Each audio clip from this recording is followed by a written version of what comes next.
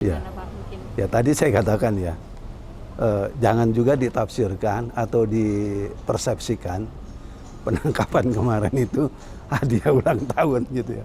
Jangan, kita nggak mau seperti ini. Ini kan memang betul-betul penegakan hukum. Karena kalau kita lihat P21 itu kan sebetulnya dari bulan April ya, itu sudah ada. Cuma memang pengumumannya itu belum dilakukan sebagaimana mestinya. Dan tentunya berkaitan dengan masalah adanya penangkapan, itu saya pikir itu adalah proses hukum yang alami aja. Karena saya juga mendengar bahwa kenapa sampai terjadi penangkapan menjelang tahap 2 ini, yang bersangkutan itu kan merintangi penyidikan. Kalau nggak salah ya, itu pada saat harusnya wajib lapor itu tidak dilakukan. Malah katanya jalan-jalan dan lain sebagainya. Cuma kebenaran ini kan masih absurd buat saya juga.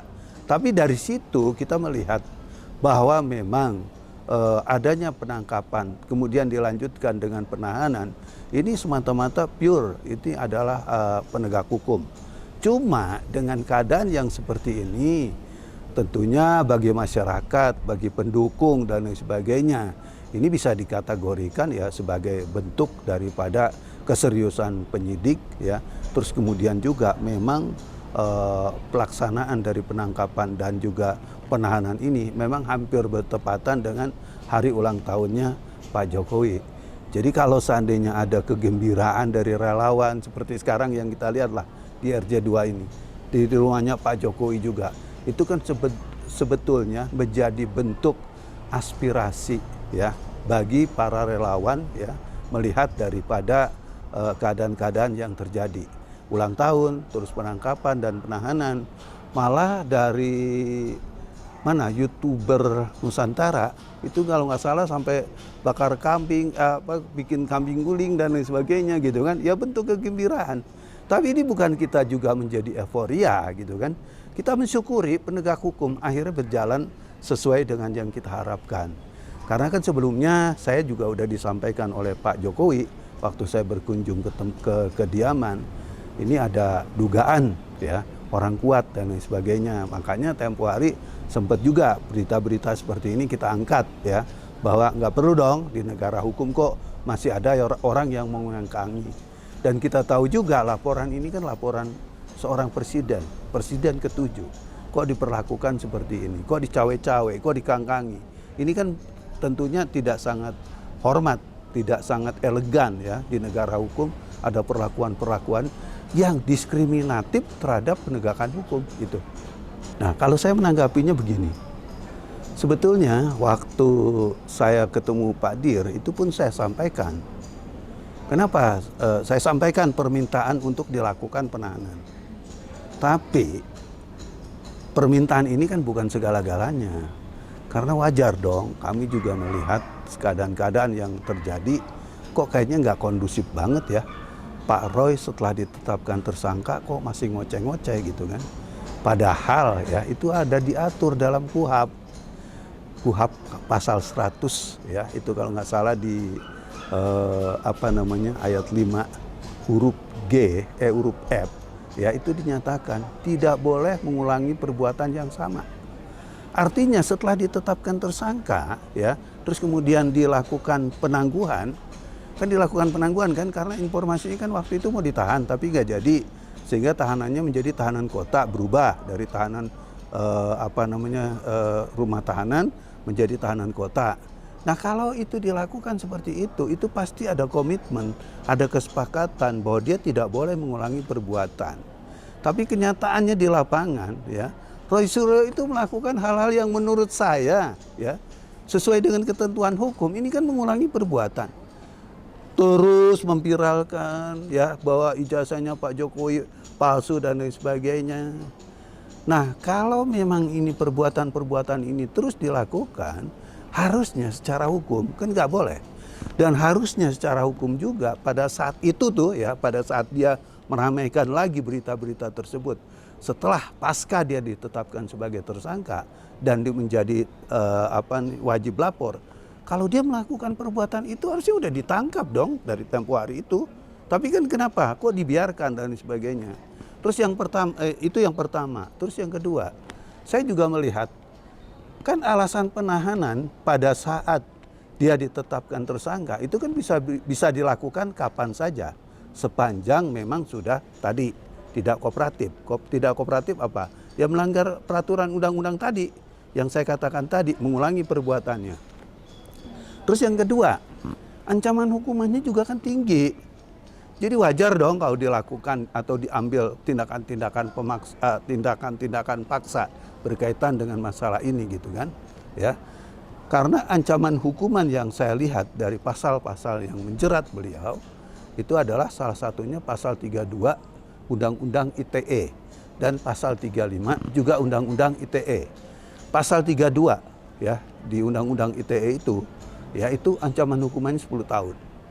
Di pasal 35 ancaman hukumannya 12 tahun. Sedangkan syarat untuk ditahan, syaratnya nih ya, ancaman hukumannya di atas 5 tahun. Lah kalau ada ancaman 10 sampai 12 tahun, bisa nggak dilakukan penahanan? Bisa dong. Hukum memperbolehkan untuk itu. Terus yang ketiga, beliau ini kan residivis gitu kan. Artinya orang yang pernah melakukan tindak pidana. Jadi harusnya ya tindakan-tindakan penahanan, tindakan-tindakan penangkapan, apalagi tadi saya udah ngomong juga, ini kan salah satu dasarnya merintangi penyidikan ya, karena pada saat harus wajib lapor dia tidak datang. Ya polisi atau penyidik boleh dong melakukan sikap-sikap tegas dalam kaitan ini gitu kan. Terus dikatakan kan udah 30 kali ya wajib lapor, kan datang terus, kooperatif terus. Kok satu hari aja nggak datang kok dipermasalahkan. Ya nggak bisa begitu, namanya hukum. Dia harus tetap kooperatif dong, kapanpun itu gitu ya. Itu alasannya. Jadi jangan sampai ini dikatakan penyidik atau katakan Polda Metro Jaya mengambil tindakan sewenang-wenang. Tidak ada kesewenang-wenangan di sini. Karena semua proses itu dijalani oleh penyidik dan oleh Polda itu sesuai dengan ketentuan KUHP yang berlaku. Ya, hukum yang berlaku itu.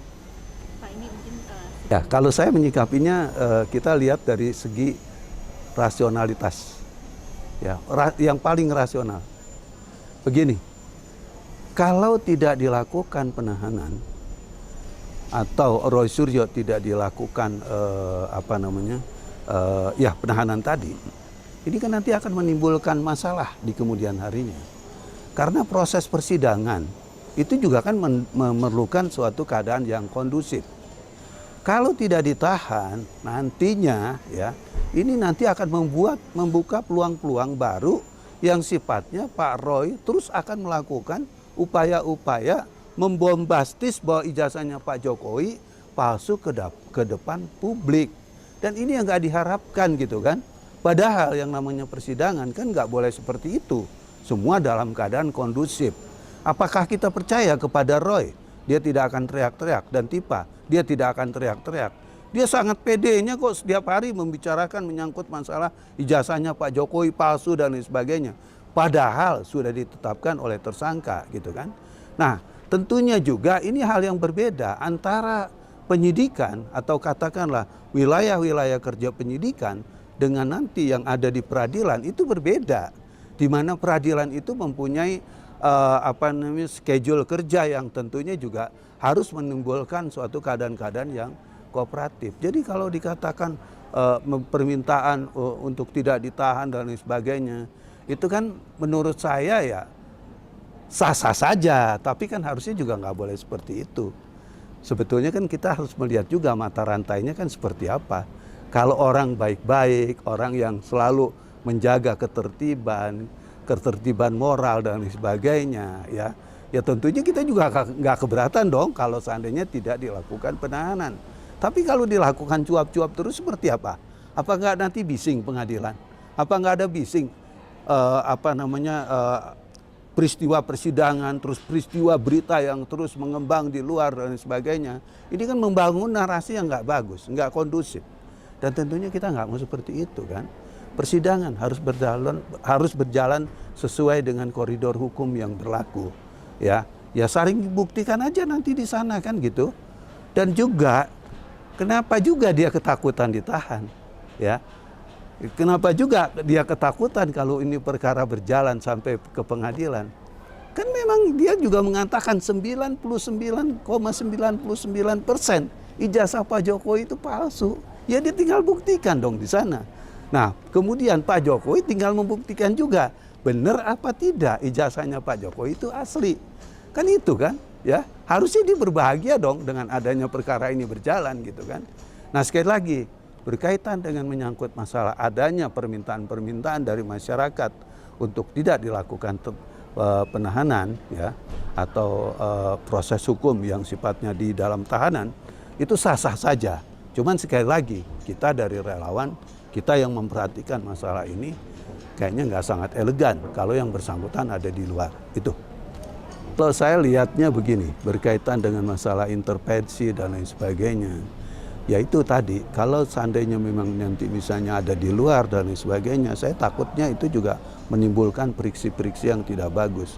Dan saya juga berharap nanti semua orang yang berkaitan dengan masalah ini, kita harus menghormati hukum. Jangan lagi ada friksi-friksi yang sifatnya, wah ini nanti ada cawe-cawe lagi dan lain sebagainya. Kejaksaan dipengaruhi, pengadilan dipengaruhi dan lain sebagainya gitu kan. Ingat loh, ini negara hukum. Yang namanya negara hukum on the track ya itu harus berjalan sesuai dengan ketentuan-ketentuan hukum yang berlaku. Dan kita juga nanti mau supaya persidangan itu kalau bisa itu terbuka secara umum, live. Sidang dilakukan secara live. Supaya nanti orang juga bisa lihat benar enggak Pak Jokowi ini ada ijazahnya. Benar enggak Pak Jokowi ini berani menunjukkan ijazahnya. Kan itu. Nah, kalau memang nanti kebenaran-kebenaran itu bisa dilakukan oleh Pak Jokowi, kenapa mesti takut semua rakyat Indonesia gitu kan? Kan nanti bisa melihat endingnya seperti apa di dalam persoalan ini. Terus juga yang berikutnya, kita berharap putusan pengadilan atau vonis nanti setelah perkara ini selesai itu menjadi happy ending dari sebuah kasus yang selama ini diduga banyak orang palsu gitu kan. Karena vonis pengadilan itu kan berarti bersifat final. Kalau sudah inkrah panbuis atau berkekuatan hukum tetap. Sehingga karena produk hukum ya bersifat